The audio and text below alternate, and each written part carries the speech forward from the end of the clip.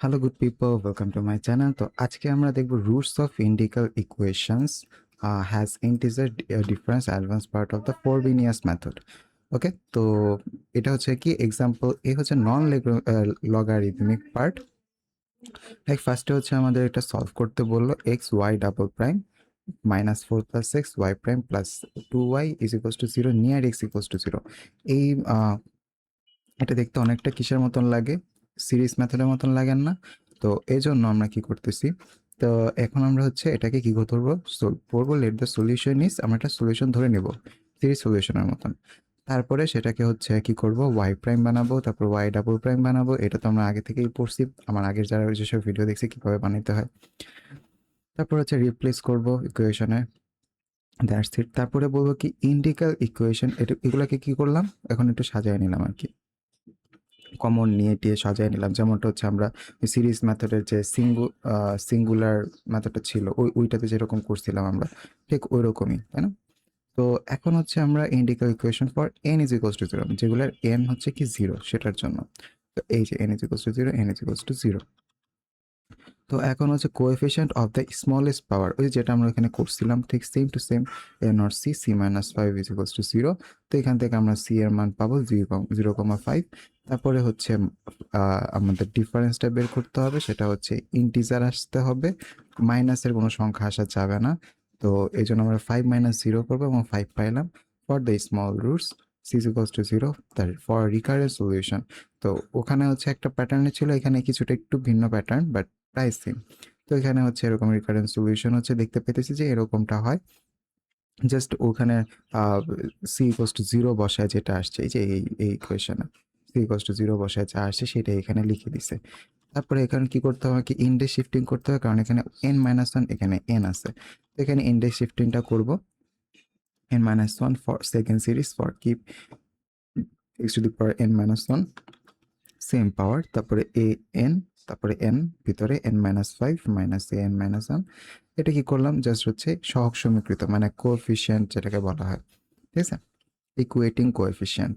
তারপরে এটা করার পরে এখন হচ্ছে দেখেন যে সরি, এখন হচ্ছে দেখেন যে কি আসলো, এরকম একটা প্যাটার্ন আসলো এবং A9 এরকম an-1 এরকম একটা প্যাটার্নে আসবে। কারণ এখান থেকে আমরা হচ্ছে A1 A2 মানে n=1 বসায়, 2 বসায়, 3 বসায় আমরা হচ্ছে প্রত্যেকটা ভ্যালু বের করব এবং আমরা দেখতে পাবো ঠিক n=5 যখন হয়েছে তখন গিয়ে আমার কি হয়ে গেল, এটা অফ হয়ে গেল। আর উপরে দেখেন c কিন্তু 5ই ছিল। এই যে এটা দুইটারে যখন আমি মাইনাস করছি, ডিফারেন্স করছি, তখন কিন্তু 5ই ছিল। ঠিক, তার মানে কি বোঝায়, ঠিক ওই যখন আমরা ডিফারেন্সটা যেটা যে ভ্যালুটা আসবে ঠিক ওই ভ্যালুতেই হচ্ছে আমরা জিরো পাবো, অর্থাৎ এই জায়গায় এসে মানে আমাদের যে রিকারেন্স সলিউশনটা অফ হয়ে যাচ্ছে।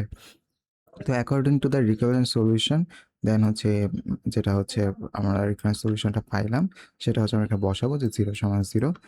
তারপরে হচ্ছে আমরা 6-এর থেকে অথবা 6-এর সমান নেব, 5 আর নিব না, কারণ 5-এ আমাদের স্পেশাল কন্ডিশন আছে, এই যে আমাদের 0 পাই। তো 6-এর থেকে আমরা হচ্ছে আবার ঠিকঠাক মতন মান পাওয়া শুরু করি।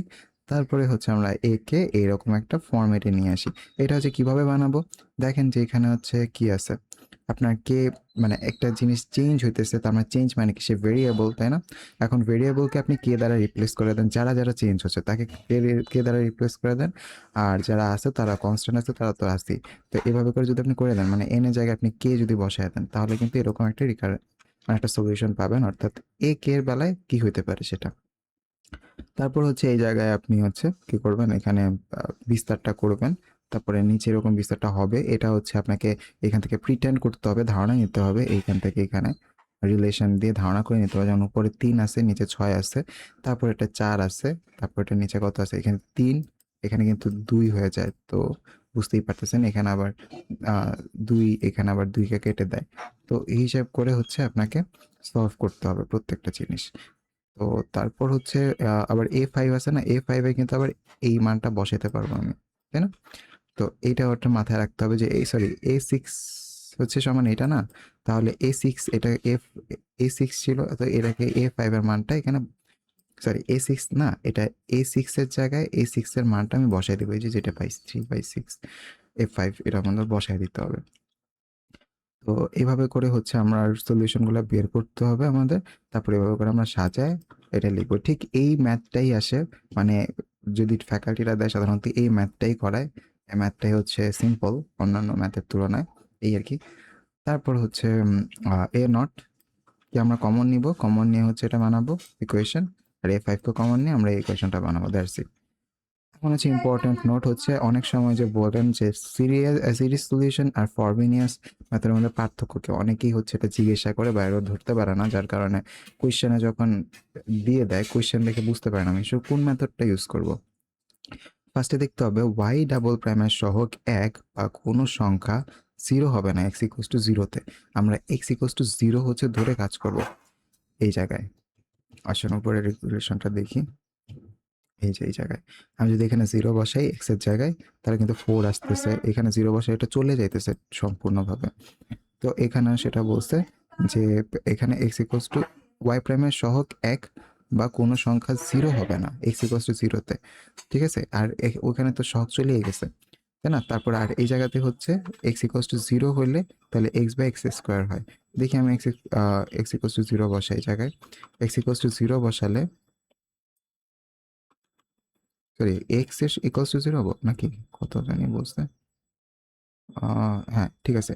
জিরোতে হচ্ছে যা এক্স ইকুয়ালস টু জিরোতে জিরো হচ্ছে, আমি যদি হচ্ছে এক্স বাই এক্স স্কোয়ারকে দেখি এই জায়গায়, দেখেন এটা কিন্তু গুণ আকারে আছে, তাই না। এই যে এক্স এ যদি আমি বসাই তাহলে কি আসবে, এটা পুরোটা জিরো আসবে না। তো এইটাই হচ্ছে কথা, একটা জিরো পাচ্ছি আর একটা হচ্ছে এরকম জিরো থাকবে না, তখন হচ্ছে আমরা কিছু না কিছু পাবো, হয়তো থাকবে, এক্সিস্ট করবে। যেমন ওয়াই ডাবল প্রাইম এখানে পুরো ভ্যানিশ হয়ে গেছে, কিন্তু এই ওয়াই ডাবল প্রাইমটা ভ্যানিশ হবে না সিরিজ সলিউশনে। তারপরে হচ্ছে সিরিজ সলিউশনে দেখতে এরকম, আর হচ্ছে ফরমিনাস মেথড এরকম। তবে সিরিজ সলিউশনে যে আমরা আরেকটা মেথড পড়ছিলাম ওখানে কিন্তু আবার এন প্লাস দিয়েছে, সো সুতরাং বি কেয়ারফুল। আপনাকে এই দুইটা জিনিস হচ্ছে এভালুয়েট করে তারপর সিদ্ধান্ত নিতে হবে একসাথে, ঠিক আছে। তো আজকের লেকচার এই পর্যন্তই। তারপর নেক্সট লেকচারে আমরা লিনিয়ার পার্শিয়াল ডিফারেনশিয়াল ইকুয়েশন পড়বো, যেটা ইম্পর্টেন্ট পরীক্ষার জন্য। ওকে, তো দেখা হবে নেক্সট লেসনে।